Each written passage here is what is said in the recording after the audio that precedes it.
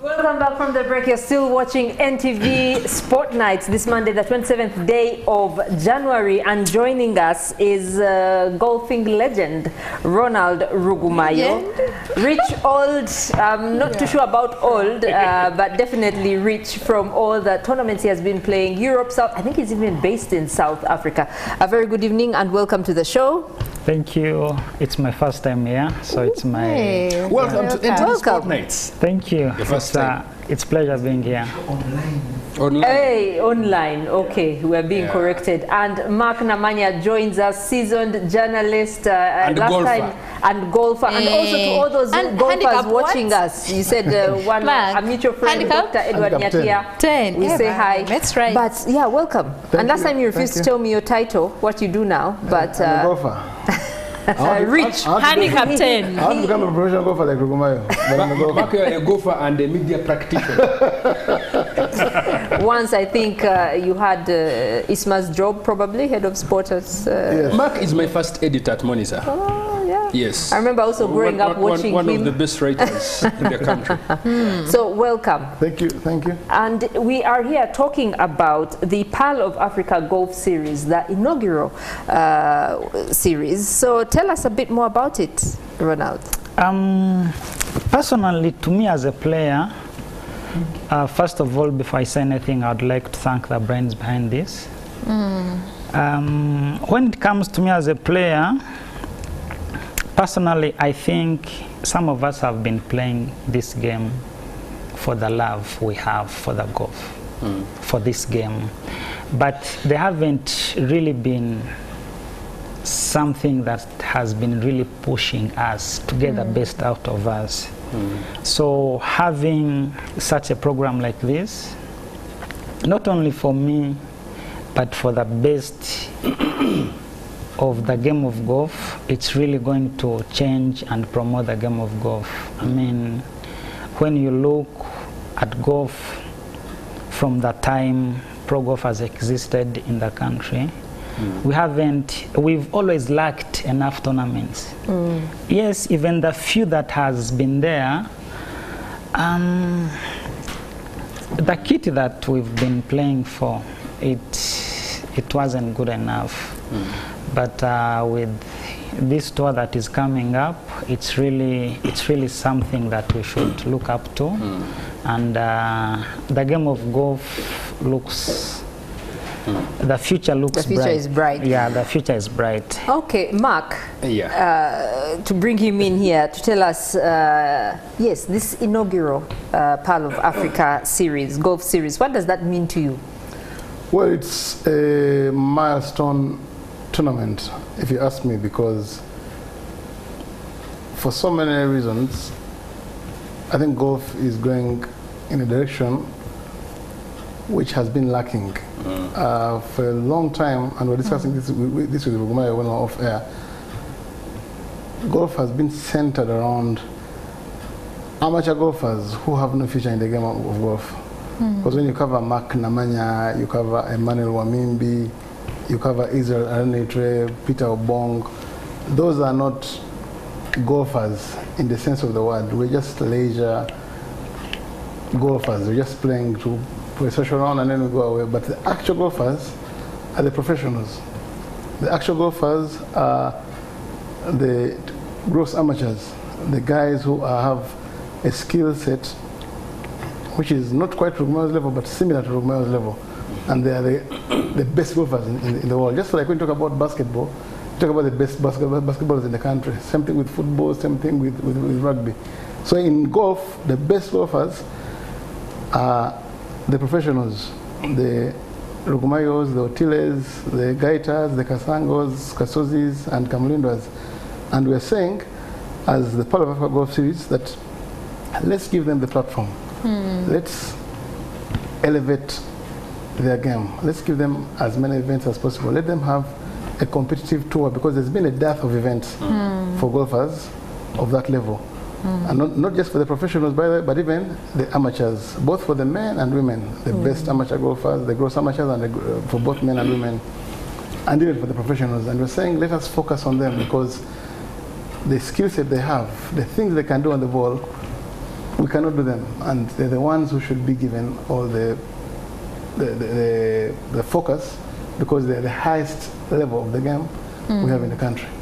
Oh, wow, that is interesting. Looking at Pearl of Africa series, I'm pitting it against Uganda Open, the Ladies Open that we have been used to, and now here is another big thing. One thing you have talked about that I've noted is that there's been that lack of competition.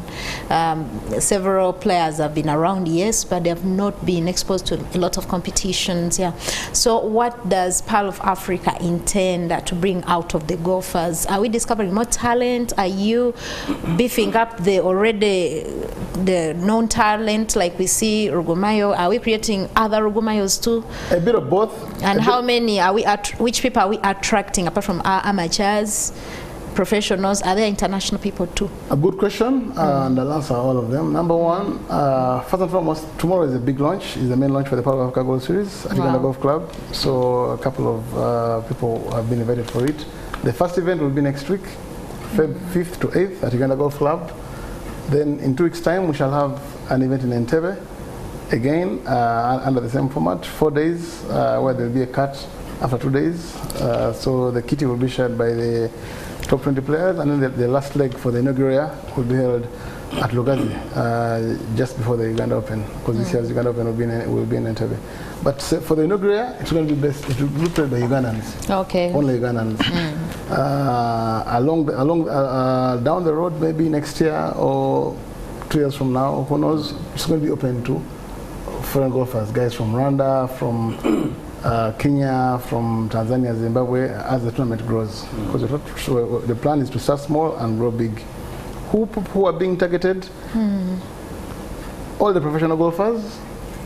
As long as you're a professional golfer, you have a UPGA card, you're invited to compete in the Pearl of Africa Golf Series. And as for the amateurs, for the men and the women, if you're a gross amateur, if you're Joseph Regana Kena, a Joseph Chinyai, Ibrahim Bagarana, if you're Peace Kabasweka, Martha Vavidie, you're all invited, because you're going to be competing as amateurs for your own kitty, and you're going to be playing in gross events. So when I say gross events, there are no handicaps, because you're gross amateurs. Your skill set requires you to compete with no handicap. But there'll also be a subsidiary event on Saturday for golfers like Namanya, for golfers like Colin Subika, for golfers of that nature. So for them to be part of for Daniel and Mebo to understand that. You are the recreational golfers. So these are recreational golfers. Yes, precisely. So you're the curtain raisers. No, should we play on the final day? Yeah. So because we want to make it inclusive for just about each and every one. We think that when you have a Rugumayo competing in this event, obviously because he's Uganda's most elite professional out there, you're going to inspire people, other professionals, to see what Rugumayo is doing. Rugumayo has picked lots of experience beyond being the first Ugandan to make the cut on the DP World Tour. He has a Sunshine Tour card. He's seen fast golf, and there are lessons from him for the other professionals. And beyond that, there are golfers who've seen Rugumayo become a hit. Listen, I was in Belgium in May last year, and I wish the country could appreciate just what Rugumayo's cut meant at the Major Kenya Open. I was in Kenya when he made the cut, and listen, he was the toast of the tournament. Forget about Darius Van Driel, who won the tournament, and Nacho Elvira, and all the other guys who took the lion's share of the kitty of the DP World Tour event. But Rugumayo was the toast of East Africa. Kenyans were saying Rugumayo is not competing for Uganda. No, he's an East African. Here, forget about the Ugandan stuff.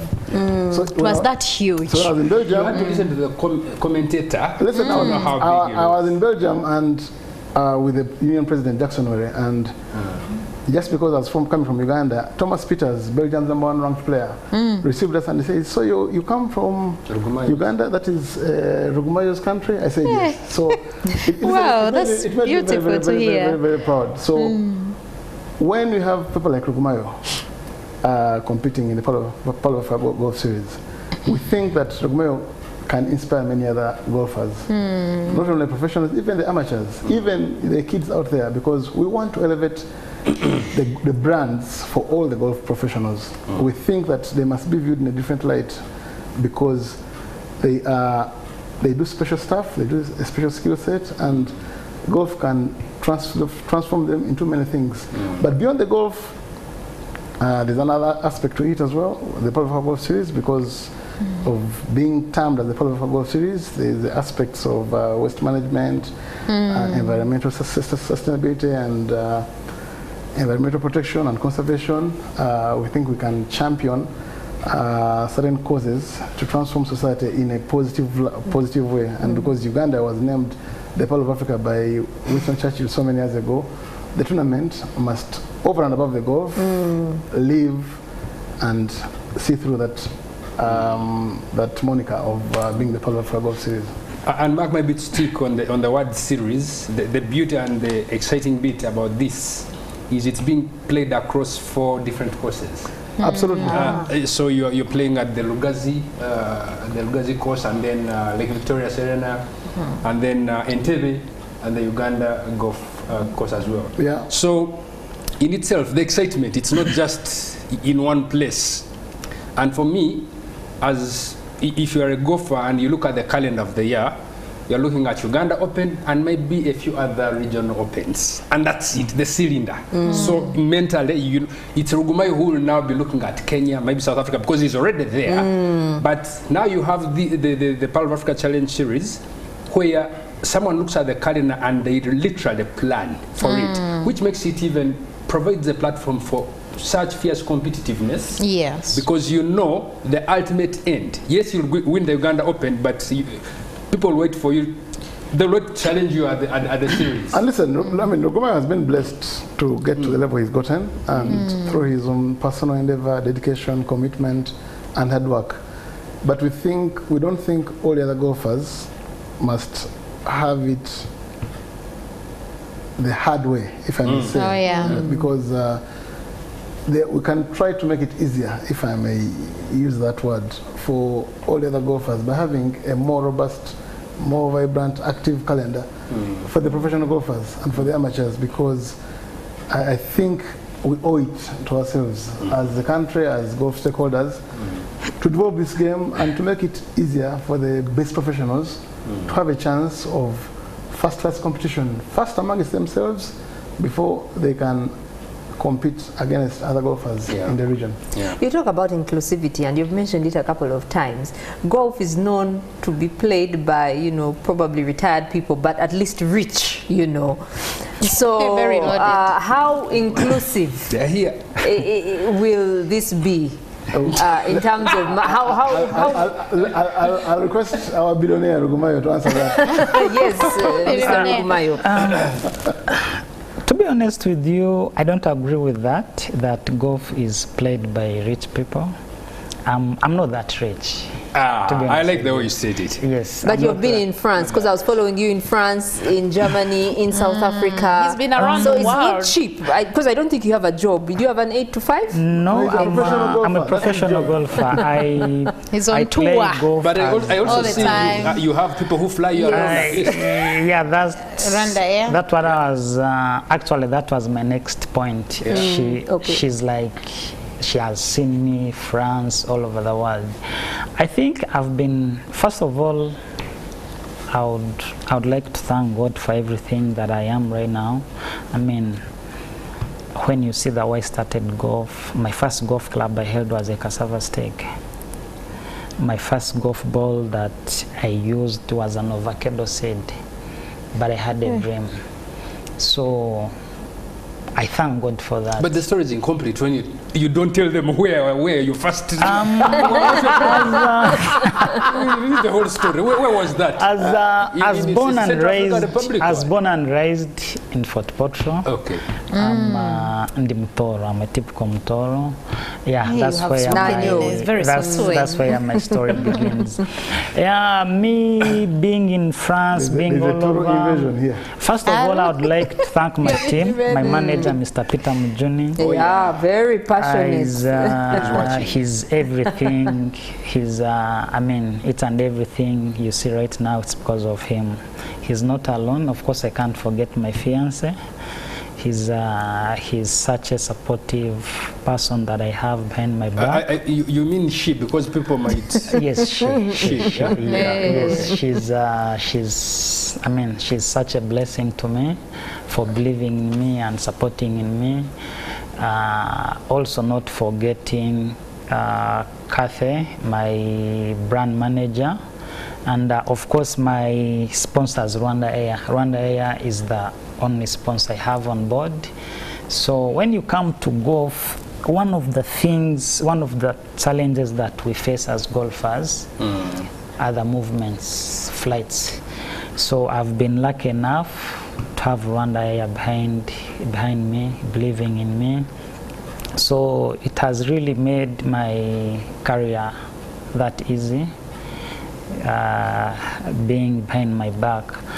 So being in France and German, that came after making the cut as the first Ugandan to make a cut on a DP tour. I got invitations.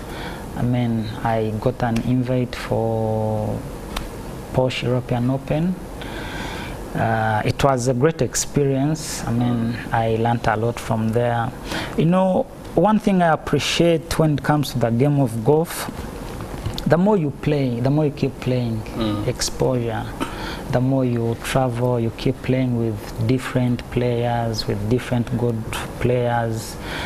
There's a way how it shapes you, it puts you into the shape of the person you want to be. And so considering all that and being in South Africa for the past 2-3 years has really changed a lot in my game. Yes. And maybe the other bit, Mark, you'll correct me, and Ronald. You were not just the first Ugandan to make the cut at the DP World Tour. You were the only East African at that event to make the cut. Yes, I was the only East African to make the cut. And how about the first East African? Any other East African has ever done that? Yes, yes, the that particular one. He was the only East African. That's why even Kenyans and all were supporting. Yeah, last year I was the only East African player to make a cut, and a year before that, I also became the first Ugandan to make an ass. Ass is all-in-one. All-in-one, yeah, I when remember you play that. All-in-one on a par 3. So, having been alone, of course, like I told you, there are always people that have always believed in me. There are always people that have always supported me. Being that I'm on my own, I don't have sponsorship, as you might all imagine. Golf is such an expensive sport. Yeah, that's why each and everything I do, I don't, it's not all about me. It's about my country. It's about everyone who has been there for me. I think that's one of the reasons. When you look at my golf bag, I have a Ugandan flag, and on my arm I put this wristband. Not sure that I'm from Uganda, but as you know, tour golf. I've been in South Africa for 3 years. Being in a foreign country for 3 years is not easy. Sometimes it gets tough. True. But every time it gets tough for me, and I look at this wristband, it always reminds me that, hey, Mayo, you are not here for you. You are here for your country. A whole Uganda ahead of, behind you. You know, panelists, sometimes maybe because we don't have the money, but there are some things that are so obvious that you ask yourself, how does this even happen? This man flew the flag of East Africa, flew the flag of Uganda, and when it normally look around when these things happen, and we splash, you know, in the pages on TV. Congratulations! The excitement that comes from with all over the place. Social media, everyone wants to be part of how companies do not see this? Let's say, return on investments and all. But how one cannot see this now? You have Rwandan Air. Listen, Andrew, let me put it in context, because maybe not so many people understand golf the way we do, because for us we are golfers and we live and breathe and dream the game. Luke Donald is Europe's Ryder Cup captain. He's a former, he's a European number 2, former world number 1. Luke Donald tweeted and said, I've loved Rugumayo's story. You know, I would love to meet him and give him a tip or two. I met Luke Donald in Antwerp when I went for the Sudan Open in Belgium, and said, I invited him to Uganda and said, maybe one day when I free my calendar I'll come, but I'd love to meet Rugumayo. 20 now is the world number 27. He's playing on the PGA Tour. These are the best golfers in the world. Yeah. And they acknowledge Rugumayo and they appreciate his feat. Nick Faldo, you know, is a 2-time winner of the Masters, one of the British greats. These are all the guys who identified Rugumayo. I mean, Rugumayo elevated the game across borders, across the oceans. Yeah. And we don't know what we have here. Yeah. You know, so... And people who don't follow golf were asking, what's that? Then they had to read about it and actually understand it. Because Rugumayo made such waves that even people who do not know or follow golf... They had to do something with it. To be honest with you, I don't think in Africa, in Uganda, we lack talents. We have plenty. Yeah. We have enough talents. But there are a few things we lack. Like when it comes to golf, I'll be honest with you, like me, it's been raw talent. Raw talent, yeah. It's been purely raw talent. I've had my first coach, who happens to be my mental toughness coach. Mental toughness? Yes. I've never had a swing coach. The only coach I have, actually I have 2 coaches. One is my fitness coach. The other coach is my mental fitness coach, my mental toughness coach. When I was in France, one of my former sponsors happened to be working in France. So when I went there, he came to cheer me up. So he was working with me. So one of the guys I was playing with asked me, I was like, hey, bro, is that your coach? And I was like, no, that's not my coach. He used to sponsor. He's my former sponsor. And I was like, what? You don't have a coach? I was like, yes, I've never had a coach. He couldn't believe it. He was like, bro, you are solid, you are strong. He couldn't even believe it. Now imagine if I had a coach.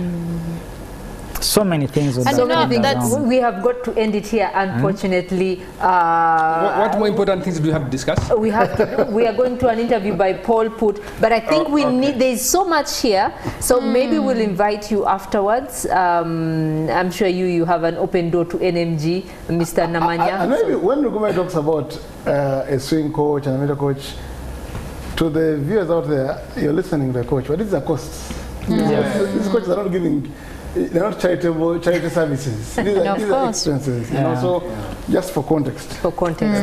Okay, all the best with this inaugural series, and even to the amateurs. People, how do they get to join, to be a part of this? Well, there is an entry, you pay an entry fee, and then for the professionals, they're paying 100,000 shillings, even for the gross amateurs, and then they'll be eligible next week, Feb 5th to 8th at Uganda Golf Club.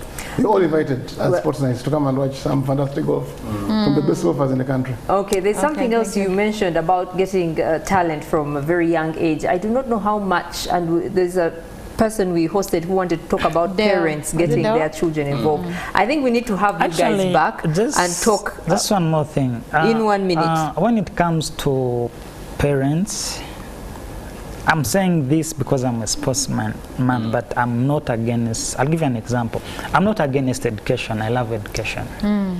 But I feel we have over focused on education and neglected talent. I'll give you a very good example. We have to go to Naomi Osaka won her Yeah. first major when she was 18. Yeah. And you know how much she won? She won $3.5 million. US dollars, beating Serena Williams. NTV SportKnights returns after this short break.